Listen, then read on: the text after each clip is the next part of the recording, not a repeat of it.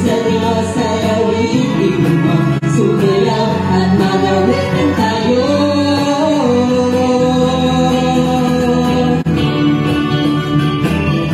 Wala pa po tayong lahat. Hallelujah!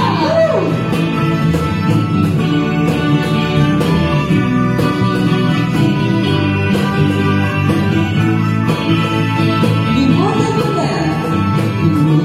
na ang iyong problema. Ngayon ang oras para magsaya. Ang puso mo ay muling lalakas, ang buhay mo ay sasaya. Di ko kayang piliin, mapagdiriwang ng damdamin. Sumayaw sumabay sa awitin, ang Diyos ay sambahin.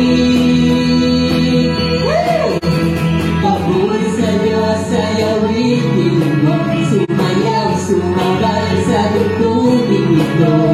Papuri sa Diyos ay awitin mo, sumayaw at magawitan tayo. Papuri sa Diyos ay awitin mo, sumayaw sumabay sa tugtugin ito. Papuri sa Diyos ay awitin mo, sumayaw at magawitan tayo.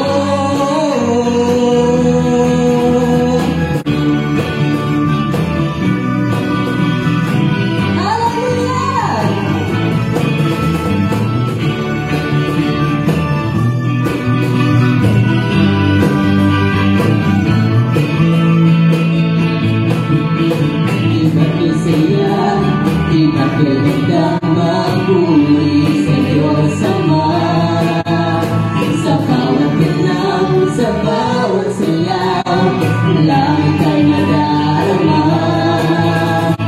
Di ko kayang piliin ang pagdiriwang ng damdamin. Sumayaw sumabay sa awitin, ang Diyos ay sambahin. Papuri sa Diyos!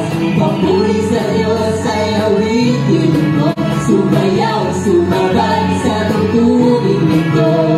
Papuri sa Diyos ay awitin mo, sumayaw at magawitan tayo. Papuri sa Diyos ay awitin mo, sumayaw sumabay sa tugtugin nito. Papuri sa Diyos ay awitin mo, sumayaw at magawitan tayo.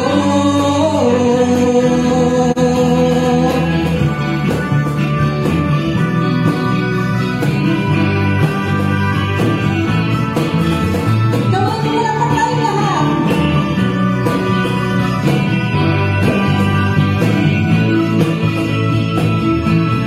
Inunin mo na ang iyong problema. Ngayon ang oras para magsaya.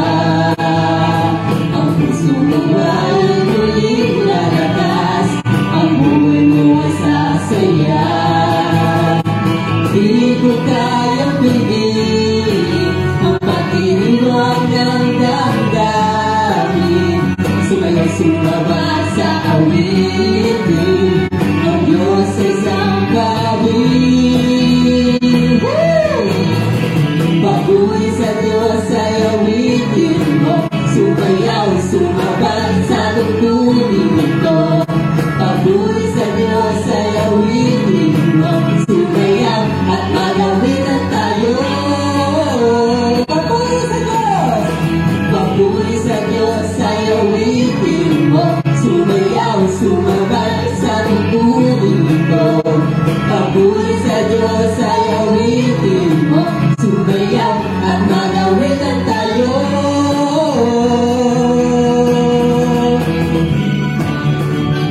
Gawin na naman ang lahat, sama-sama tayo magpuri sa ating Panginoon. Hallelujah!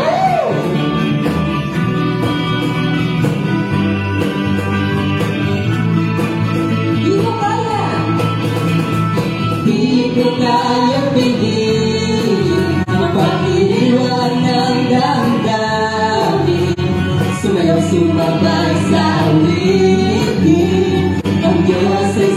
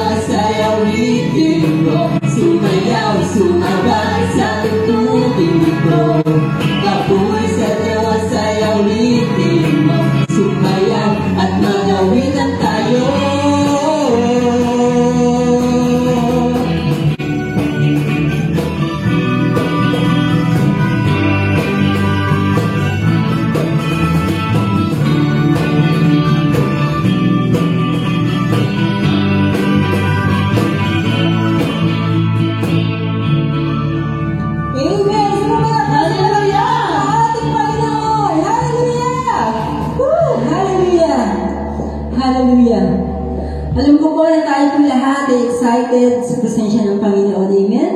Amen. Kaya tayo po ay patuloy na lumapit sa Kanya pong banal na harapan. Hallelujah, God. Sa oras na ito, ini-encourage ko kayo na tayong lahat ay lumapit sa Diyos ng ating bansa. Walang iba kundi ang ating Panginoon si Kristo. Ating declare na siya ang Diyos, ang hari ng lahat. Sa kabila ng pandemic, wala tayong dapat ipangalahan. Tayo po ay magpuri sa Kanya. Hallelujah. Si Yahweh ang tanging Diyos, may gawa ng lahat ng mabuti. Ang lahat ng aming kahoy sumasamba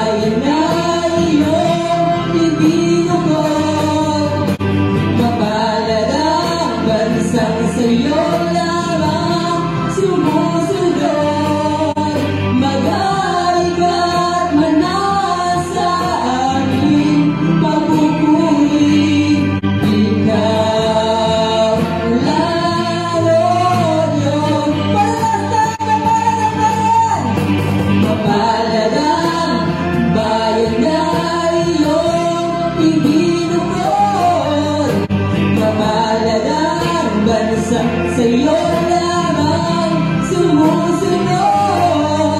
Mag-alagad manan sa ating pagpupuri. Ikaw lang, O Diyos, ikaw lang, O Diyos. Ikaw lang, O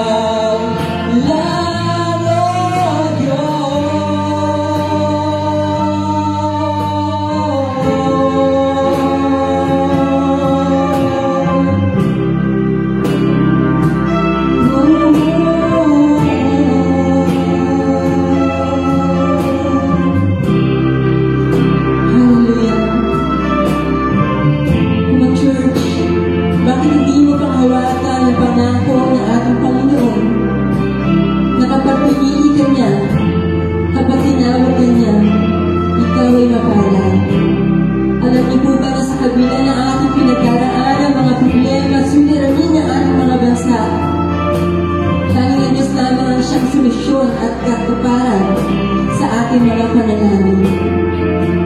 Sa oras na ito, bakit hindi mo pasalamatan ng Panginoon sa kabila ng mga pinagdaraanan ng mga pagsubok? Alam ko na gagabayin ka niya. Alam ko na palalakasin ka niya.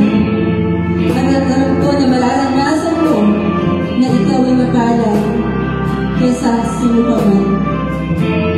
Hallelujah. Minsan paulitin natin. Mapalad ang bayan na iyong ibinukod.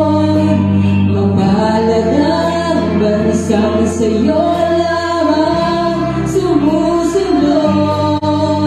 Mag-alagad manan sa aming pagpupuri.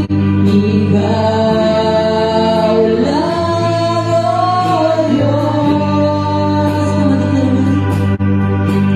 Mapalad ang bayan na iyong ibinukod. Mapalad ang bansang sa'yo lamang sumusunod. Mag-alagad manan sa aming pagpupuri. Ikaw lang, O Diyos, ikaw lang, O Diyos. Ikaw lang, O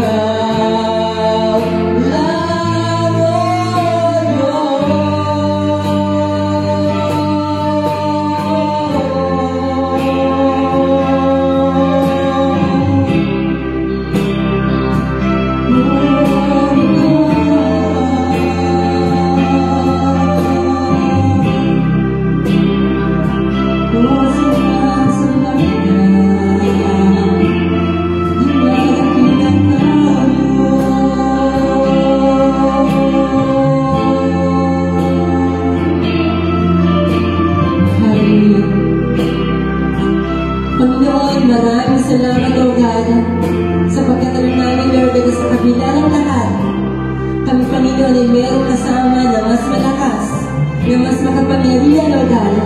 At alam namin, Panginoon, na kailanman hindi kami magagabi, hindi kami susubok, Panginoon, at hindi sa lahat, hindi kami matutumba, Panginoon, sapagkat Ikaw ang Diyos ng aming bayan, Ikaw ang Diyos ng aming mga pamilya, at Ikaw ang Diyos ng aming mga buhay.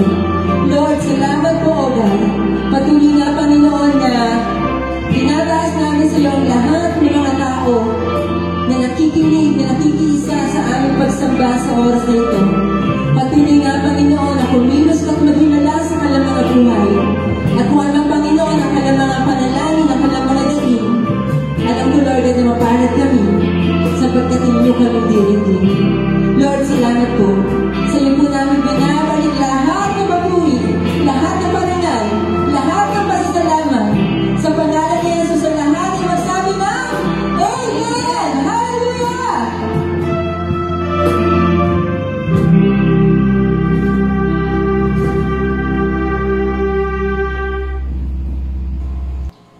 magandang umaga po sa ating lahat o mapagpalang araw po para po sa ating lahat. Kamusta po tayo? Last week, pinag-usapan po natin kung paano po natin naharapin yung giant po sa buhay natin. Tama? So napakabuti po ng Diyos na siya po ay patuloy po na gumagalaw sa buhay po natin. And this time po, tayo po ngayon ay nasa ikatlong linggo na po na kung saan muli ay nagbalik tayo sa online. O bumalik tayo sa sasabi po natin na Facebook Live, online service, no?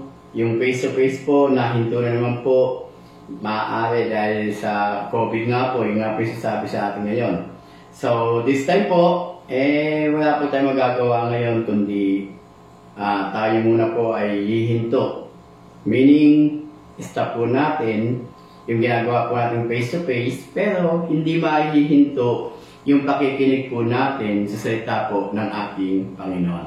Amen po? Kaya sa pagkakataon pong ito, muli po sama-sama tayo na makinig ng mensahe po ng ating Panginoon at tunay nga na ang Diyos ang siyang mapapurihan po sa buhay po natin. So this time po pag-usapan po natin. Alam niyo po ang topic po natin, it's all about fear not. Okay, sasabi natin na huwag kang matakot. Alam niyo po ba yung salitang fear not, it was mentioned in the Bible 365 times.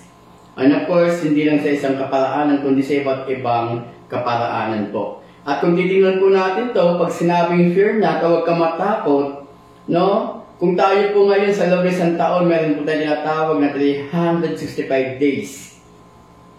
At kung sinasabi po natin na ang salitang fear not o yung huwag kang matakot ay binanggit sa Biblia, sa loob binanggit sa Biblia po ng 365 times, maaaring sinasabi po sa atin ng Panginoon everyday, araw-araw po. Ang sasabi po niya sa atin, huwag tayong matakot araw-araw. Maaaring alam ng Panginoon na yung takot, yun po yung lagi. No? Yun po yung lagi minsan na nagmamotivate sa atin o yun yung bagay na nagiging driving force natin. Kaya hindi tayo makapaglingkod o hindi tayo makapag-worship na maayos sa ating Panginoon dahil doon sa tinatawag natin takot. Dahil marami po tayong kinakatakutan. Totoo naman po no? Bawat isa po sa atin may mga bagay po na kinakatakutan. At yun po yung ayaw po natin.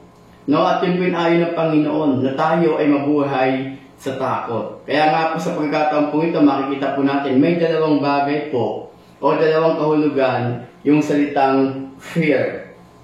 At itong unang kahulugan po nito, pag ito po yung naging karanasan po ninyo at pag ito po yung ginawa ninyo, maaaring yung takot na ito ay magiging palaki ng palaki sa atin. Nasabi gano'n, no? Fear has two meaning. Okay? So, yung salitang takot, o sa English, yung fear, no? In-abbreviate to, at ito ay may lumabas sa dalawang kahulugan. At ang unang kahulugan nito, sabi ganito, no? Fear, as in, forget everything and run. Nakita ninyo?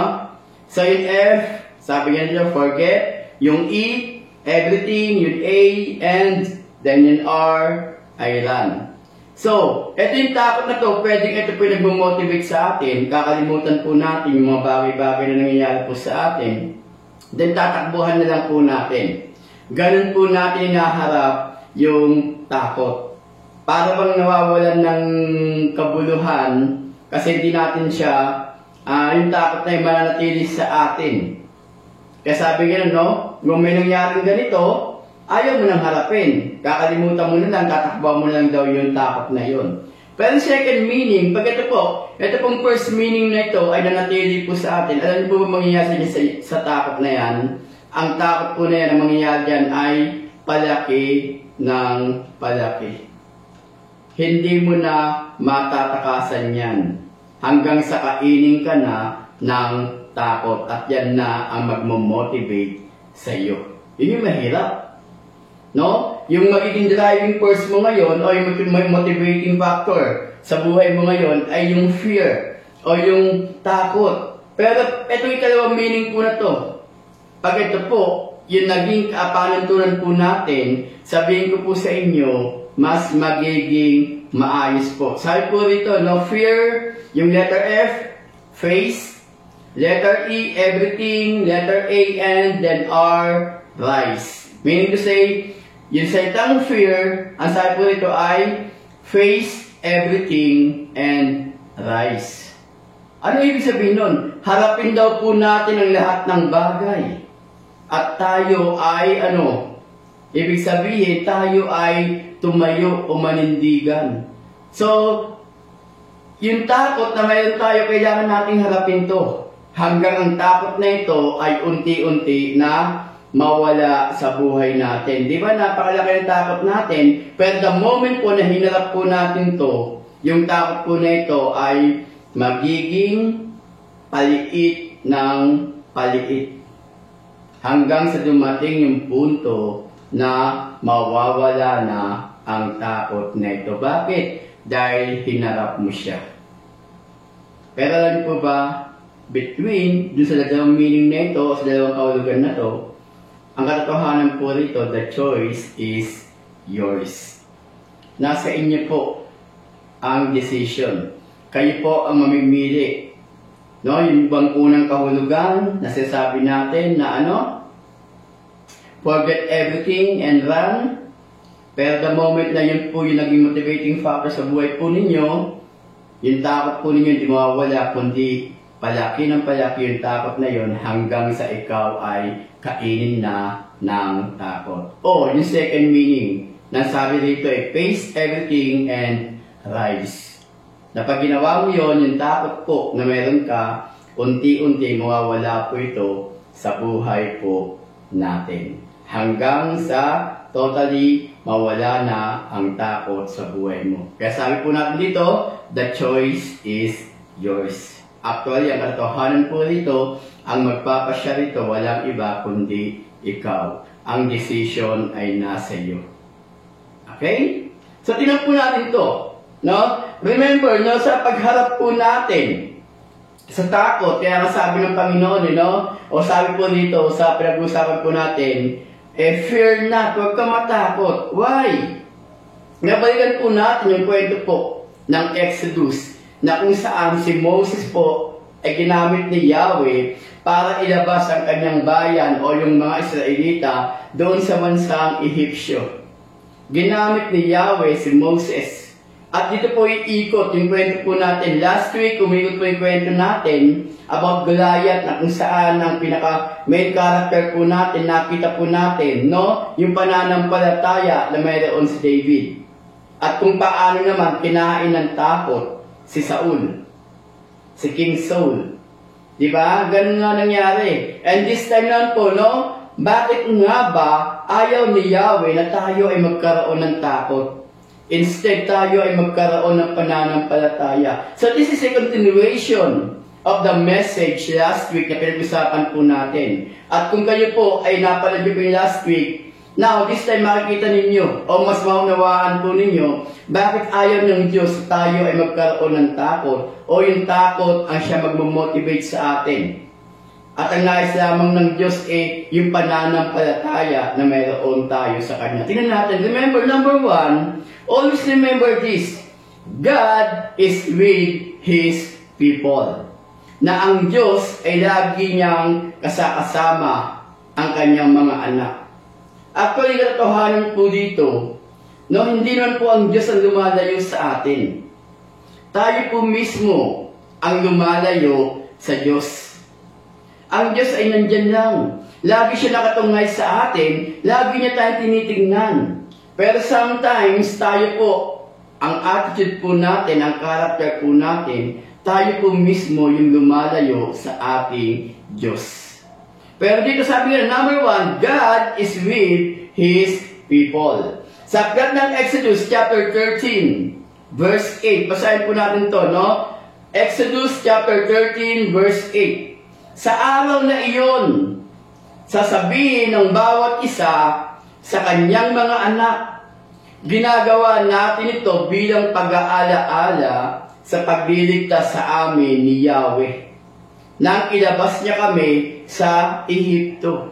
So sabi nga nito, no? Sa araw na iyon, sasabihin ng bawat isa, sa kanyang mga anak, ginagawa natin ito bilang pag-aalaala sa pagliligtas sa amin ni Yahweh nang ilabas niya kami sa Ehipto. Verse 9, Exodus chapter 13, verse 9. Ang pag-alalang ito ay magiging isang palatandaan sa inyong kamay o sa inyong noo upang hindi ninyo malimutan ang mga utos ni Yahweh sapagkat inilabas niya kayo sa Ehipto sa pamamagitan ng kanyang dakilang kapangyarihan.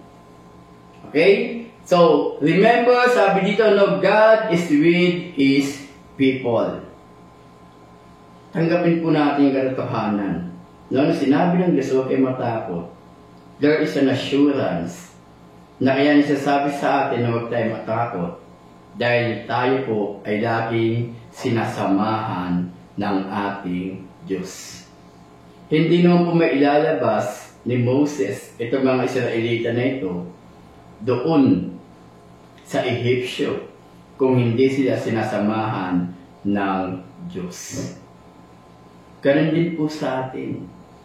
Alam niyo po ba, sabi natin, unseen enemy na meron po tayo ngayon, yung po tinatawag natin COVID-19.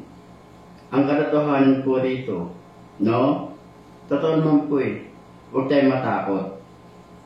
Kaya lang, no? Kailangan kilala po natin ang Diyos na ating pinaglilingkuran.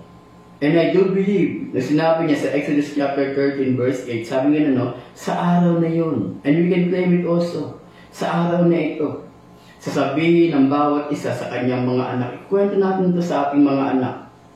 Ginagawa natin ito bilang pag-aalaala sa pagliligtas sa amin ni Yahweh nang ilabas niya kami sa Ehipto. And alam po natin na ang bansang Egypt, it symbolized power. Diba? At yung pinakamakapangyarihang bansa ng mga panahon na yun na kung saan sila mismo yung nagpapahirap doon sa mga Israelita. And alam niyo po ba, no? Pwede itong bagay na ito po yung COVID.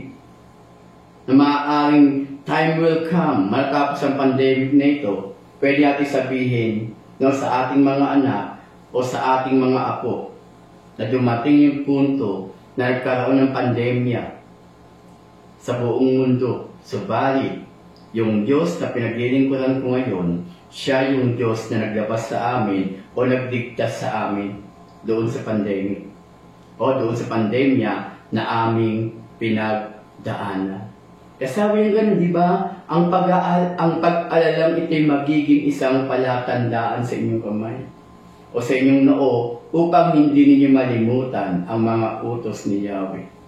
These things will remind us, no? Itong mga bagay na ito ay magpapaalala sa atin upang sa ganun hindi natin makalimutan ang utos ng ating Diyos. Always remember, God is with His people. Ang Diyos ay laging kasama niya ang kanyang mga anak. Okay po? So, huwag po tayo matakot din. Number 2, God directs His people. So, nung una, God is with His people. Okay, laging kasama ng Diyos ang kanyang mga anak o ang kanyang bayan. Diba? But this time, second thing, sabi nga nito, no? God direct His people. So, ang Diyos mismo yung magdadirect sa mga tao. Meaning to say, kung ito yung buhay ko, siya yung magiging tsuper ng buhay ko. Diba? Kaya nga tinanggap natin ang ating Panginoong Jesus. Ano sabi natin? Siya na yung magiging Panginoon ng buhay natin. Meaning to say, siya na po yung magmumotivate sa atin. Siya ang magiging driving force natin. Yung mga bagay na gagawin natin, ay hindi natin gagawin ito dahil gusto natin ito. Kundi, mayroong Diyos na siyang magdadirect sa atin. Tingnan natin ito sa Exodus chapter 13 verse 21. Sabi niya ganun, no? Sa kanilang paglalakbay, araw-gabi. See? Patuloy silang pinapatnubayan ni Yahweh kung araw ay sa pamamagitan ng haliging ulap. At kung gabi, sa pamamagitan naman ng haliging apoy na tumatanglaw sa kanila. So, itong pillar of cloud, no, sa araw, ito'y kasama nila. No, itong ulap na ito, yung haliging ulap na ito, ang siyang nagbibigay sa kanila ng comfort. Meaning to say, no, sa sobrang init ng panahon, nakapaglakad sila sa ilang kasama itong bagay na ito, o itong haliging ulap ang pillar of cloud. At ito yung nagdadirect. Alam niyo po ba ng part na ito? At yung pillar of fire, no? Ito naman yung nagiging tanglaw nila sa gabi. No, sa gabi ang kasama nila yung pillar of fire. Nasaan nga ba ito? Sabi nga sa verse 22 ng Exodus chapter 13, laging nasa unahan nila ang haliging ulap kung araw at ang haliging apoy kung gabi. Why? Because every time, alam niyo po ba, it symbolizes na ang buhay po natin, hindi po natin kayang patakbuhin ng tayo lang. Meaning to say, kung laging nasa unahan to, itong pillar of cloud, pillar of fire, ay haliging ulap, haliging apoy na ito, ang Diyos ang nagdadirect sa kanila. So the moment na huminto ito, hihinto rin sila. At pag ito ay malumakad uli, o umandar na, yung mga Israelita ay lalakad na uli. Walang pinipiling oras, walang pinipiling araw. Ganun ang Diyos sa buhay natin. God wants that na siya mismo yung magdadirect sa buhay natin. Kaya nga tinanggap mo ang Panginoong Yesus Hindi mo siya tinanggap bilang basta tinanggap mo lang, kundi tinanggap siya bilang Panginoon at tagapagligtas. Na ang ibig sabihin, siya lang mismo yung magdadirect sa buhay mo. Siya na yung mag-lead sa buhay natin. Okay? So, remember, no? So, if God direct His people, remember that God position us. Okay? God position us where He want us, not where we want to be. So, remember, no, ang Diyos ilalagay tayo sa lugar kung saan niya gusto. At hindi kung saan natin gusto.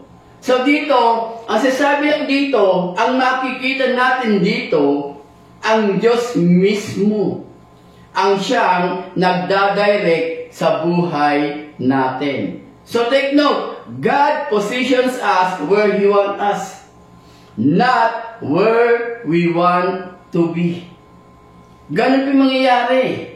So if God direct His people, siya mismo yung maglalagay sa atin sa lugar kung saan niya gusto at hindi sa lugar na gusto natin. Amen? So tingnan po natin sa Exodus chapter 13 verse 17. Nang payagan ng Paraon o nang payagan na ng Paraon ang mga Israelita, hindi sa daan patungong Pilistia sila pinaraan ng Diyos.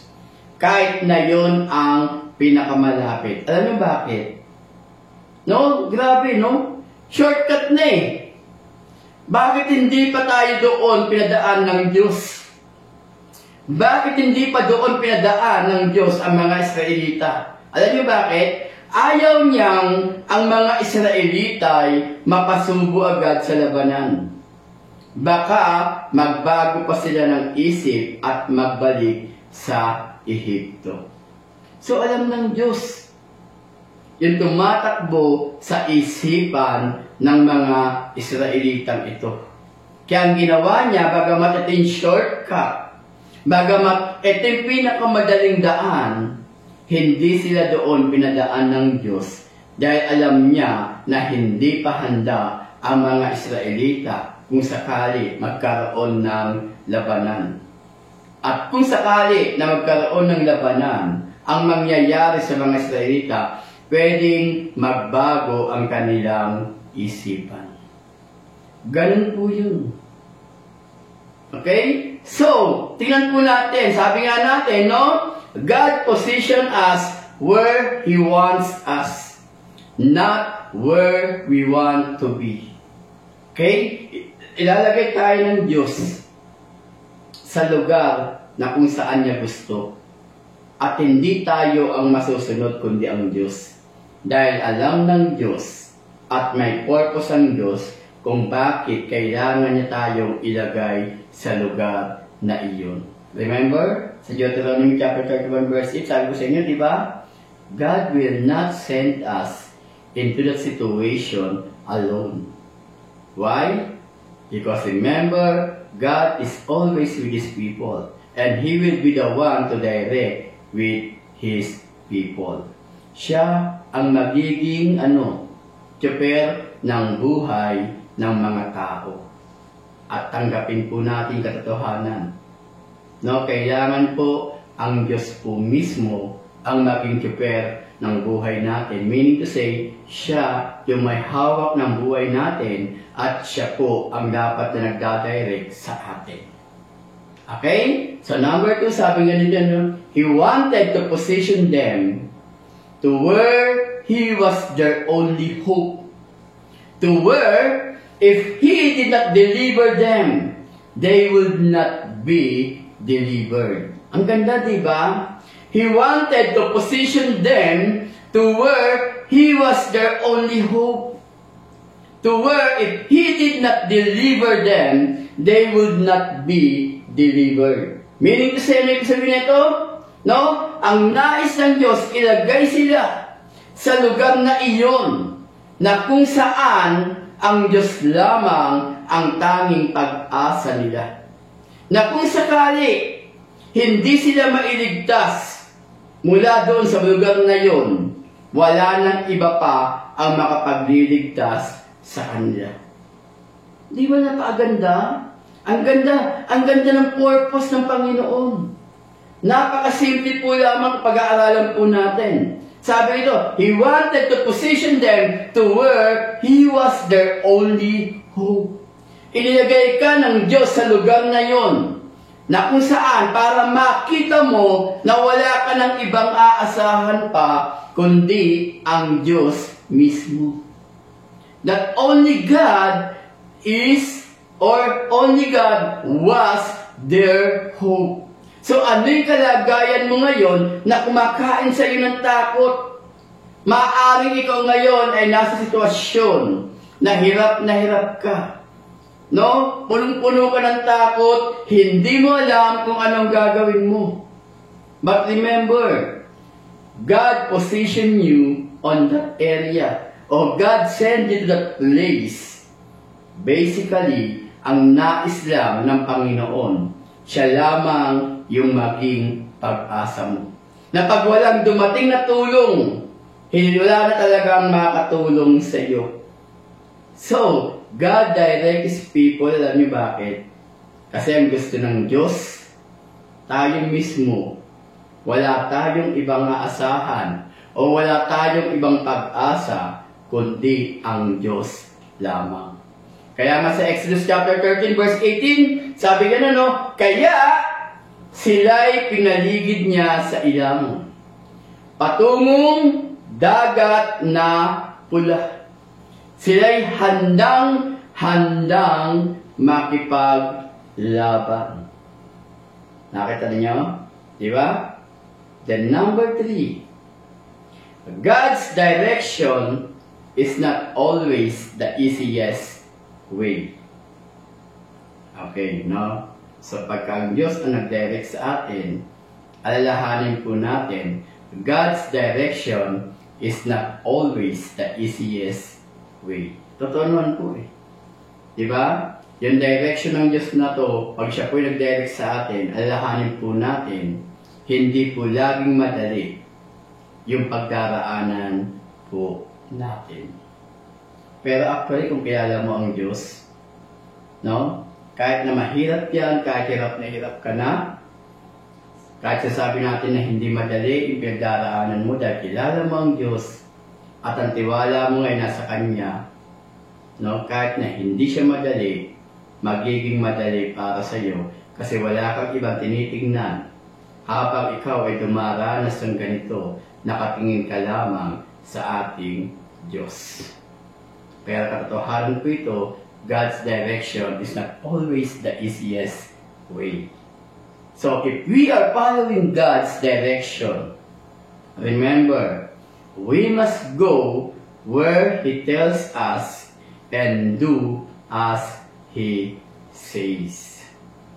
Okay? So, if we are following God's direction, kung susundin natin yung direction na binibigay ng Diyos sa atin, we must go where He tells us and do as He says. Pupunta tayo kung saan niya tayo dadalhin at gagawin natin kung ano yung mga bagay na sinasabi niya sa atin. Why? God's direction always requires faith. Diba? Kaya masabi ito, fear not. Huwag kang matakot. No? Sabi natin, ang Diyos, ikasama niya lagi ang kanyang mga anak. Kasama niya ang kanyang mga tao, ang kanyang bayan. Then sabi natin, it is God who direct our life. Diba? Ang Diyos ang magdadirect sa buhay natin. But, sabi nga natin, diba? God's direction always requires faith. Laging nangangailangan ng pananampalataya yung direction na binibigay ng Diyos sa atin. Tinanin to sa Exodus chapter 14 verse 10. Sabi ko dito, no? Matinding takot ang naramdaman ng mga Israelita nang makita nilang dumarating ang Paraon at ang mga Ehipsyo.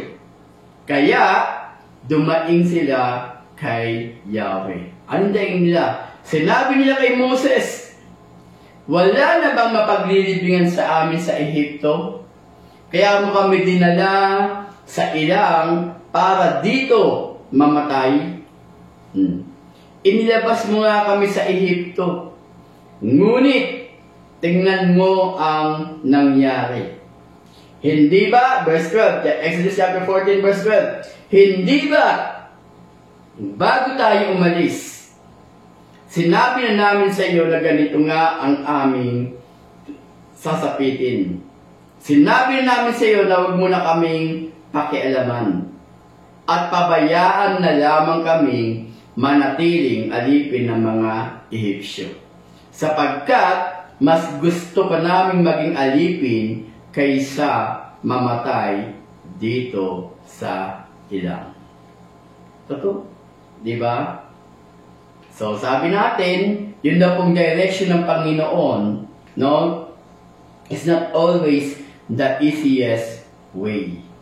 Okay? But if we are following God's direction, we must go where He tells us and do as He says.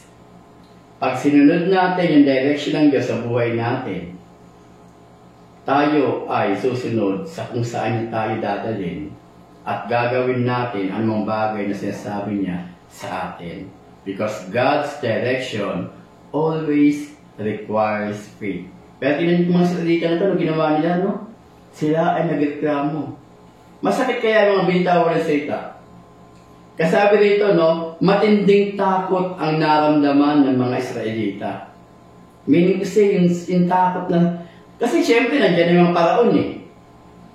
At alam nila kung gaano, di ba? Kung gaano kasama ang Paraon na ito. At alam nila kung ano yung kayang gawin ng Paraon na ito. Di ba? Minsan ganun po tayo. Minsan meron tayong sobrang takot. Ang ilan sa atin, no, natatakot baka magkaroon ng COVID, naubo lang, nagkaroon ng dry cough, nilagnat. Di ba? Hindi na natin alam kung anong gagawin natin. Hindi natin alam kung ano yung mga bagay na dapat natin gawin. Pero maganda dito sa Australia, sabi nila, kaya dumaing sila kay Yahweh. Maganda sana, no? Dumaing sila kay Yahweh. Kaya lang, sa verse 11, yung daing na ginawa nila, kasi dalawang uri yan eh. Pwedeng, Lord, nahirapan na kami. Ano ba yung dapat namin gawin? Pero sa Israelita, iba. Sabi na, sinabi nila kay Moses sa verse 11, wala na ba paglilibingan sa amin sa Ehipto? Kaya mo kami dinala sa ilang para dito mamatay? Grabe, di ba? Oh, inilabas mo nga kami sa Ehipto. Ngunit tingnan mo ang nangyari. May paninisi. Okay sana kung yung ibang uri no, ng paglapit sa ating Panginoon, nasasabihin mo, Lord, ito ba dapat talaga yung pagdadaanan namin? Pero depende, ang bigat nito. Wala na ba mapaglilibingan sa amin sa Ehipto? Kaya mo kami dinala sa ilang para dito mamatay. O, di ba? Then verse 12, hindi ba't bago tayo umalis, sinabi namin sa iyo na ganito nga ang aming sasapitin. Sinabi namin sa iyo na wag mo kaming pakialaman at papayaan na lamang kaming manatiling alipin ng mga Ehipsyo. Sapagkat mas gusto pa namin maging alipin kaysa mamatay dito sa ilang. Grabe, no?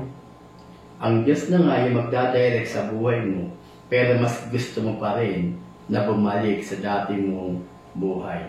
Dahil lamang ikaw ay natatakot sa sitwasyon na mayroon ka. Maaaring ganun po tayo, mga kapatid. Sa sobrang takot po natin, mas nanaisip pa natin na bumalik sa dati nating gawain kaysa harapin yung takot na meron tayo. Kaya nga sabi ko sa inyo, no? Yung unang kahulugan ng fear, di ba? Ano yun? Pwedeng ganun tayo. Forget everything and run. Pero di natin alam, habang tinatalikuran natin yung takot na ito, tinatakbuhan natin palaki ng palaki yung takot na ito, at ikaw ay unti-unti nang kinakain ng takot. At ang takot ang siyang nagiging nagmamotivate sa iyo, nagdadrive sa iyo upang ikaw ay tumalikod sa ating Diyos. Ito yun. Pero dapat, sabi natin, second meaning, face everything and rise. Pero ang ginawa ng mga Israelita, hindi nila hinarap yung takot na meron sila. Bagkus, yung takot na yun, pinanatili nila sa kanilang mga sarili. To the point na sinisisi na nila ang Diyos sa pamamagitan ni Moses.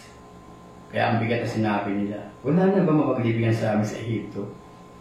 Kaya dito mo kami dadalhin saan? Sa ilang. Diba? Para dito mamatay. Sana yung takot na meron tayo, hindi ito yung magmamotivate sa atin. Pagkus, anumang takot na meron ka, anumang takot na meron tayo, dalangin ko na ang gagawin po natin, we will face everything and rise. Lalabanan natin anumang takot na meron tayo. Dahil alam natin sa pamamagitan ng ating pananampalataya, never tayong iiwan ng ating Diyos. Kaya nga sabi nga sa number 1, God is with His people. Diba? Yung sabi sa number 1. Yung sabi natin, pangalawa, after na sabi sa atin, diba? God direct His people. Then number 3. Okay? Roman numeral number 3. Sabi natin dito, okay? God delivers His people. Meaning to say, ililigtas ng Diyos ang kanyang mga anak. So, anuman yung kalagayan na meron ka, anuman yung sitwasyon mo ngayon, remember, God will deliver you from any bondages na pinakaharap mo ngayon o sa mga bagay na naglalagay sa iyo ng takot. Okay? Tingnan natin sa Exodus chapter 14 verse 13. Sumagot si Moses.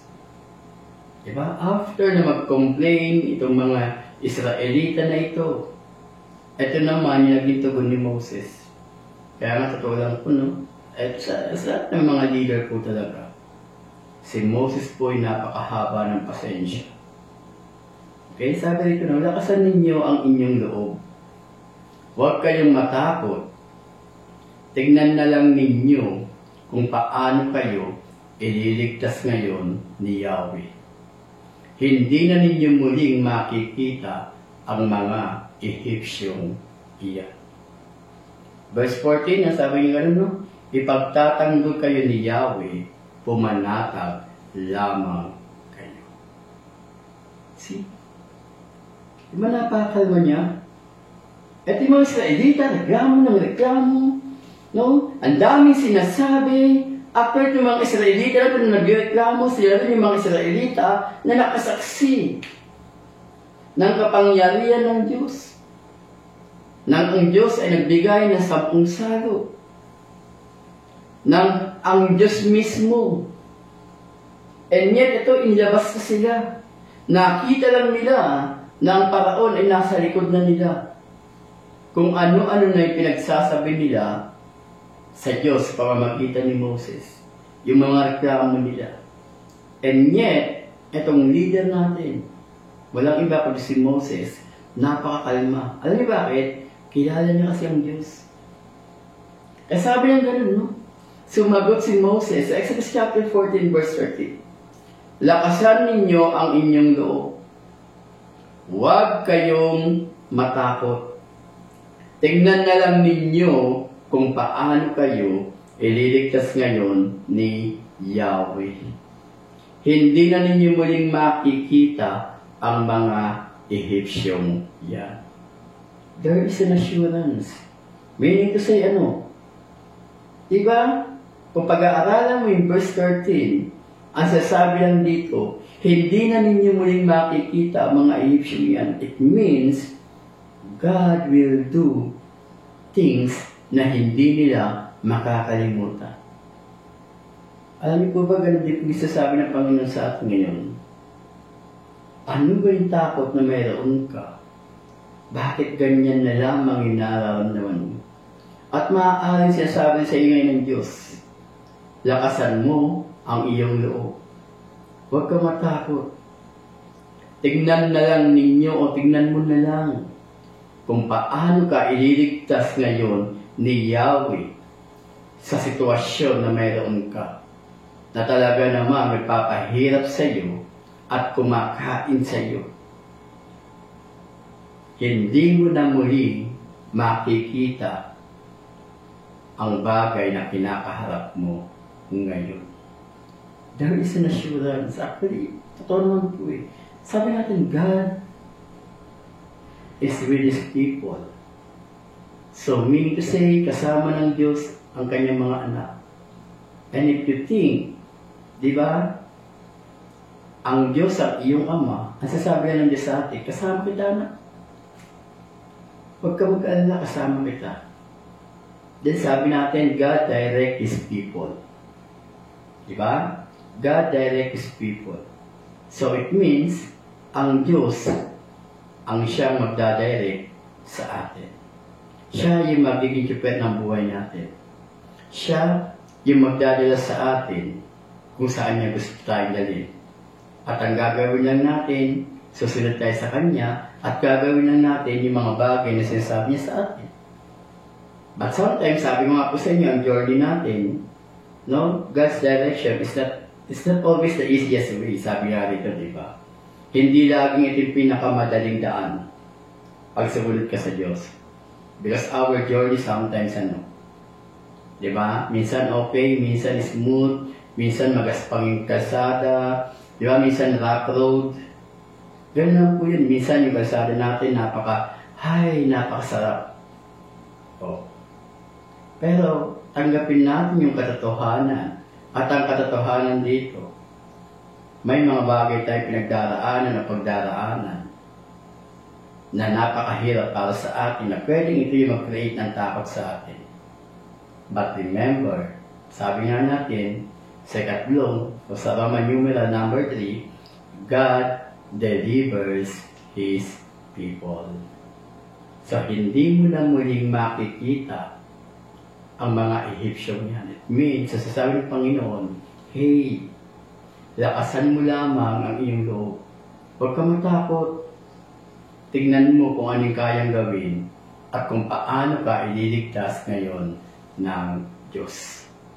Kung sa tingin mo, lumulubog ka na, nasa kumuli ka na, at wala na talagang pag-asa. Remember, sabi natin, di ba? Ang nais ng Diyos, daling ka sa lugar na iyon na kung saan wala ka ng ibang titignan o wala ng ibang pag-asa kundi ang Diyos lamang. At sabi nga natin na pagsin sa Diyos, nangailangan ng pananampalataya. Kung naniniwala ka na ang Diyos mismo, ilalabas ka niya sa kumuloy na mayroon ka, o sa lugar na mayroon ka ngayon, o sa sitwasyon na kinalulubugan mo, I tell you. Okay? Tignan mo kung anong gagawin ng Diyos sa buhay mo. Ipagtatanggol ka ni Yahweh, pumanatag ka lamang. Diba?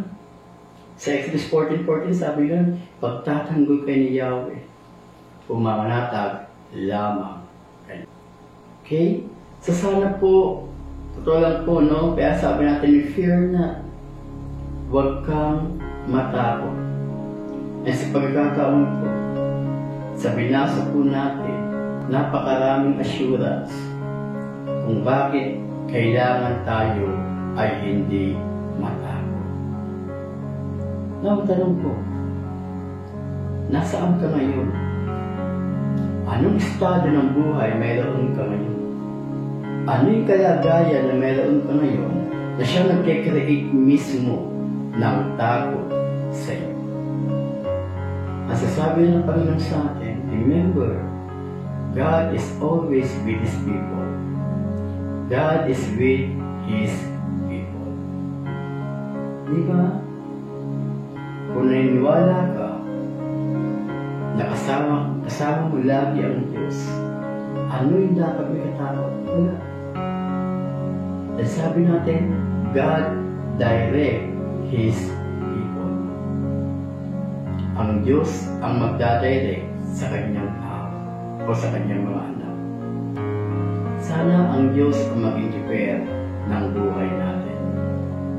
Kapag sinabing keeper, siya ang may hawak ng manubela. Siya ang magdadala sa atin sa lugar na gusto niyang puntahan natin. At bawat sasabihin niya, ang gagawin lang natin, pakikinggan natin ito at susundin natin. Dahil sabi natin, sa ito, God will deliver His people. No, ililigtas ng Diyos ang kanyang mga anak. Ano yung katayuan mo ngayon?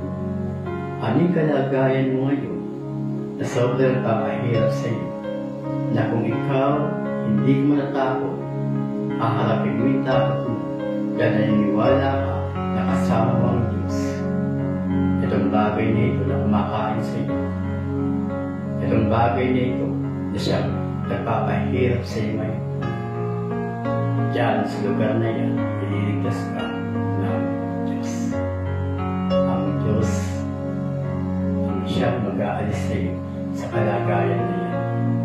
That's why you need to face everything and rise. Fear not. Huwag kang matakot.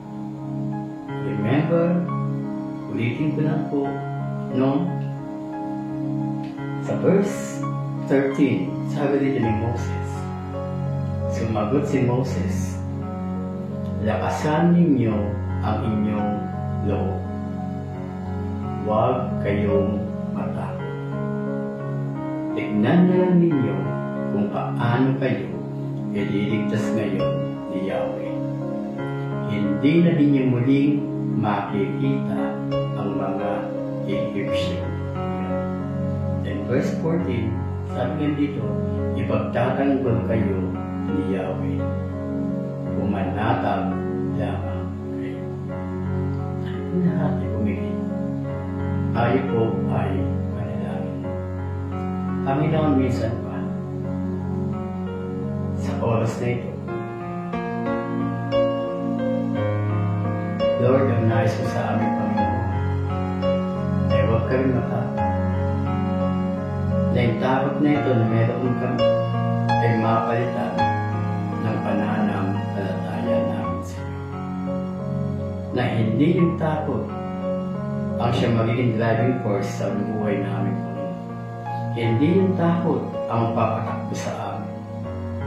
Bagkus, Panginoon, Ikaw na aming Diyos ang siya magdadrive ng buhay ko namin. That today, Father God, we can see the driving force behind us is no other than Jesus. Na kami, Panginoon, ay nagpapatuloy. Na kami, Panginoon, ay nakatayo. Na kami, Panginoon, ay lumalakad. Because there is one person na siyang nagmo-motivate sa amin. And that is you, Jesus, our personal Lord and Savior. And today, Father God, we will declare, sa beginning today, Panginoon, wala kaming dapat ikatakot at hindi kami, Panginoon, malatakot. Because we believe, Lord God, na yung takot na ito, hanggat tinatalikuran namin, hanggat hindi namin inaharap, ito yung kakain sa amin, Panginoon, upang hindi kami makapagpatuloy sa paglilingkod namin sa iyo. But this time, Father God, we will face everything and we will rise. Because our faith, Father God, ay siya magmamotivate. Our faith is the motivating factor, Father God, para kami ngayon, Panginoon, ay magpatuloy sa buhay namin ito. Panginoon, salamat. Napakabuti mo. Salamat, Panginoon, dahil tunay nga na Ikaw ang aming Diyos. Salamat, Panginoon, dahil never mo kami iniwan. Salamat, Panginoon. Dahil sa oras na ito, Father God, muli, sinasabi namin sa iyo, Panginoon, kami nagpapasalamat na walang iba ka ng God na magkakaroon driving force ang buhay namin kundi ikaw lang. Thank you, Lord God. Thank you, Jesus. Salamat, Panginoon. Aming dalangin sa iyong pangalan na Jesus. Amen. Amen. Amen. Hallelujah. Hallelujah. Okay po, so muli, no? Sabihin po natin sa oras na ito, the driving force behind us, walang iba kundi ang ating Panginoong Jesus. Ito na po. And I do hope, no, itong message na bigay sa atin ng Diyos ngayon, ito po yung mag-motivate sa atin para hindi tayo matakot. Remember, meron tayo 365 days. And sabi mo nga, 365 times binanggit ni Satan fear not sa Bible in a different way. Sa iba't ibang kaparaan. It means God is telling us every day to fear not. Na wala tayong dapat ikatakot. Muli, ito po ang inyong lingkod. Ako po si Pastor Jojo, nagsasabi, sa Diyos ang papuri. Amen?